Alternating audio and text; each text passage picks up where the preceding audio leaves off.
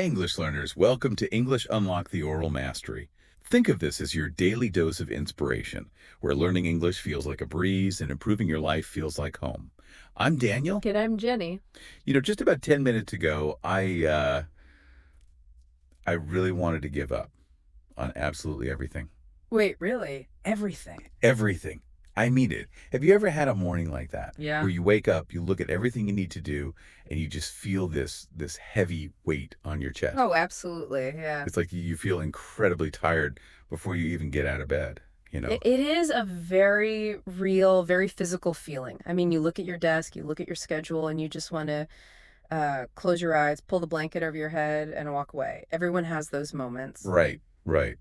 Well, I sat down at my desk with my cold coffee and I looked at my long list of tasks. I had work projects, personal chores, things to study, and my brain just stopped. Yeah. It felt like my brain decided to write me a formal letter, like a letter of resignation. A resignation letter. You mean the formal document you give your boss when you want to quit your job forever? Yes, exactly. I could almost see the letter floating in the air. My brain said, Dear Daniel, I resign. I quit. The workload is too high. Wow. Good luck finding a new brain to do all this work. Love your brain. That is too funny. Right. I mean, it sounds funny now, but in that moment, it was completely true. Yeah. I felt entirely done. Which is exactly why we're doing this deep dive today, because I know you, the listener, can relate to this. You know that feeling when you're facing a really difficult English grammar role. Yeah. The present perfect continuous or something. Exactly. You just get the sudden urge to take your heavy textbook and just throw it right out the window. Just toss it out. Right. It's a very common feeling. But, if you are here tuning in right now, it means something really important. It means you didn't give up. Exactly. You didn't Yeah. throw the book out the window. You Yeah. pressed play. You were looking for a way forward. So today, our mission is simple. We are talking about why you should never give up on yourself. We're going to break down why it's so hard to keep going and what it actually means to not give up. Yeah, let's start with that word, perseverance. Right, because we hear these big words all the time. People say, you need perseverance, you need to be strong. But what does that actually mean for you, an English learner? Well, let's talk about what it is not. Okay. Perseverance does not mean you act like a robot or a machine. Oh, thank goodness. Right. It doesn't mean you never get tired or you never cry or you never stop working. You're a human being. So what is it then? What it is simply keeping at it. You just come back to try again, even if your progress is, very, very slow. Even if I only learn one new word a week. Yes, because you're still coming back. Yeah. Now, there's another word we need to look at. Resilience. Resilience. Yeah, I always like to think of the tree analogy for this one. I mean, think of a tree in a really strong wind. Okay, tree in the wind. Right? The wind hits it and the tree bends. It bends really far, but it doesn't break. That is resilience, bending but not breaking. I like that image. It's a great way for our listeners to visualize it. But I have to ask on behalf of all the exhausted learners out there, does never give up mean we are never allowed to stop and rest? Oh, that's such a critical question. And the answer is absolutely not. Never give up does not mean never rest. Okay, good. Because I need my sleep. We all do. It just means you shouldn't throw your dreams in the trash just because you had one really hard week. It is completely okay to be tired. That is a huge relief to hear. It's natural. Yeah. Which naturally leads us to ask, why do we get so tired in the first place? Right. Why does learning a language or just life in general feel so exhausting sometimes? Well, it's because you are fighting an uphill battle. An uphill battle. Let's explain that phrase to the listener. Sure. Imagine you are walking up a very steep hill, but you're not just walking, you are carrying a very heavy bag. Oh, I know that bag. It's heavy. Right. And that bag represents everything in your life. Your work, your family duties, your health, your bills, all of your daily stress is inside that heavy bag. And then on top of all that, I try to put an English textbook into the bag too. Exactly. And you're walking up this steep hill, so of course you get tired. It is an uphill battle. And, the road is never perfectly smooth. You hit obstacles. Obstacles, those are like blocks in the road, right? Yes, like a large rock or a fallen tree blocking your path. Maybe an obstacle is a sudden busy week at your job. You have no free time. That's a block in the road. But you can usually find a way around an obstacle. Right. But then you have setbacks. Setbacks, how are those different? A setback is a time when things actually go wrong. You lose progress. You slip and fall down the hill a bit. Oh, I know exactly what a setback feels like. I had a huge one a few years ago. I call it my English meltdown. Oh no! An English meltdown. What happened? Well, I was trying to improve my listening skills. So I found this video online. People said it was funny and easy to understand. Okay, sounds like a good start. All right, so I sat down, I felt confident, I pressed play, and I understood absolutely nothing. Oh wow, nothing at all. Zero. It was so fast, full of slang. My heart started beating so fast, I felt this hot panic in my chest. That's awful. Your brain was just overwhelmed. It got worse. The very next day, I had to take an English test. And because of that video, my confidence was completely destroyed.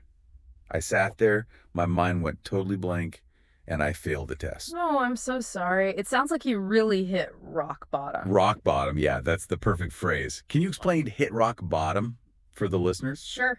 Hitting rock bottom means you have reached the absolute lowest point. It's when you feel like you have zero hope left. You've fallen as far as you can fall.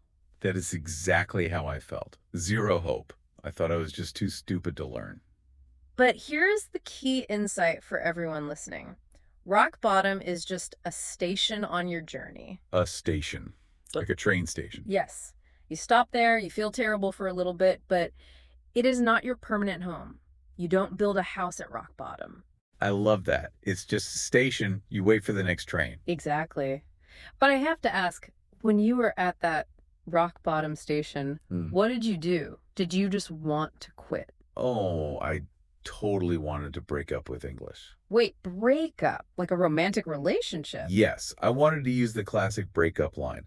I wanted to look at my grammar book and say, it's not you, it's me. That is hilarious. It's not you, English, it's me. Well, honestly, I wanted to say, actually, it is you. Your rules are crazy. But, instead of quitting, I took a very realistic approach. What did you do? I rested.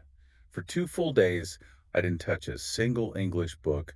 I didn't listen to any podcasts. I just stopped. And during those 2 days, did you try to force yourself to be happy and positive? Absolutely not. I didn't fake a smile. I just allowed myself to be sad and angry about failing the test. And that is so important. I want to highlight that for the listener. Emotional honesty is crucial. If you fake a smile, your brain uses up so much extra energy. Just letting yourself be sad actually helps you recover faster. It really did. After 2 days, the anger faded. I felt ready to try again.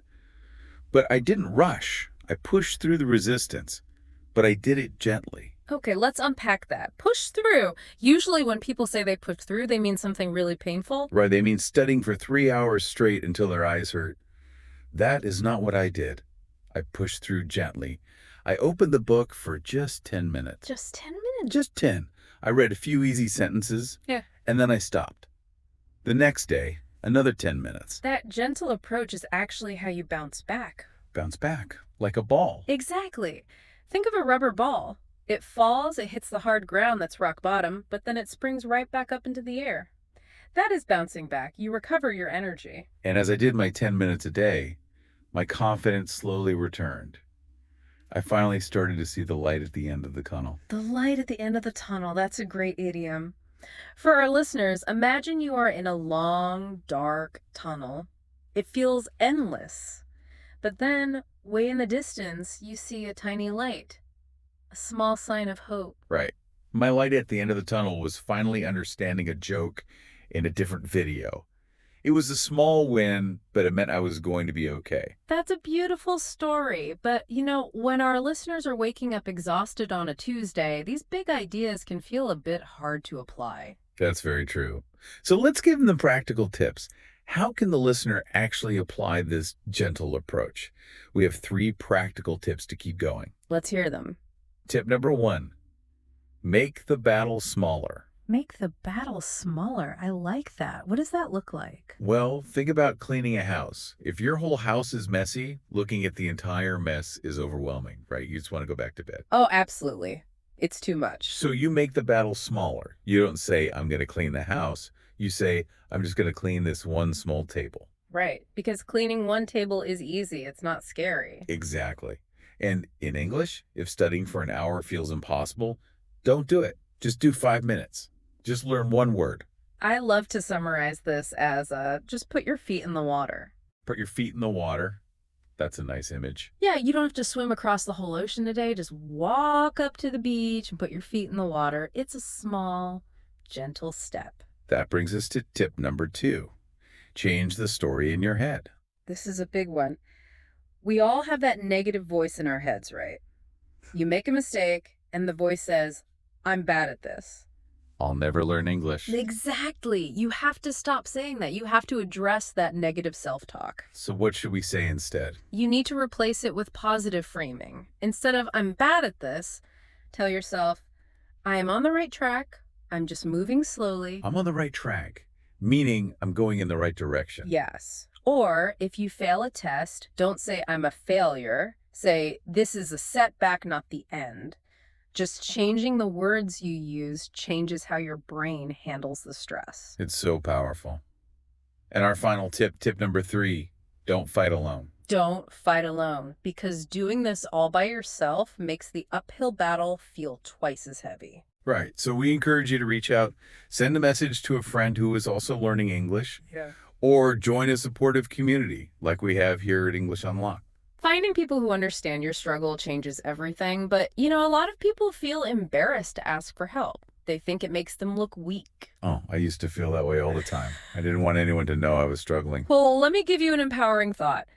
Needing support does not mean you are weak. Asking for help proves that you are brave. It really does take courage to raise your hand and say, I need help. That's true bravery. Okay, so we have these 3 great tips. Make the battle smaller, change the story in your head, and don't fight alone. Right. But I have to ask, sometimes even with all these tips, a specific study method just isn't working. You're doing the 5 minutes, you're being positive, but you still hate it. What do you do then? When that happens, it's time for the big secret. The big secret. Tell me more. The big secret is that sometimes the smartest choice is to change the road you are on without changing your destination. Change the road, not the destination. I think we need a practical example for that. Okay, let's say your destination, your goal is to speak fluent English. You're climbing a mountain, and the top is fluency. Got it. But the road you're using right now is a boring, heavy grammar book. It's so boring that it makes your soul leave your body when you read it. I know those books. They are terrible. They are. So here is the secret. You are allowed to ditch the book. Throw it away. Wait, just abandon the book entirely? Yes. If it's making you miserable, stop using it. Switch to a different road. Learn through English podcasts or watch movies with subtitles or read comic books. Oh, I see. You're still climbing the exact same mountain. You still want to reach fluency. Exactly. The destination hasn't changed. You're just taking a different, much more enjoyable path to get there. By adapting your method, you allow yourself to stay the course. Stay the course. Let's make sure the listeners know that phrase. Stay the course means to keep going toward your goal, even when it's hard. But as you said, changing your path helps you stay the course without hurting yourself. It's a sign of wisdom, not weakness. It really is. You're just being smart about how you climb the mountain. Wow, we've covered a lot of ground today. We really have. From understanding that perseverance isn't about being a robot, to taking gentle 10-minute steps, to changing the road when things get too painful. It's all about being kind to yourself while you learn. And before we wrap up, we want to turn the microphone over to you, the listener, for a moment of self-reflection. Yes, we have a final provocative thought for you to think about. We want you to finish this sentence in your own mind or down in the comments. Here is the sentence. One thing I don't want to give up on is because. Think about that. One thing I don't want to give up on is Because Think about how your English journey connects to your deeper personal goals. Why are you really climbing this mountain? finding that because is what will give you the strength to bounce back from any setback. We want to remind you that we believe in you. We really do.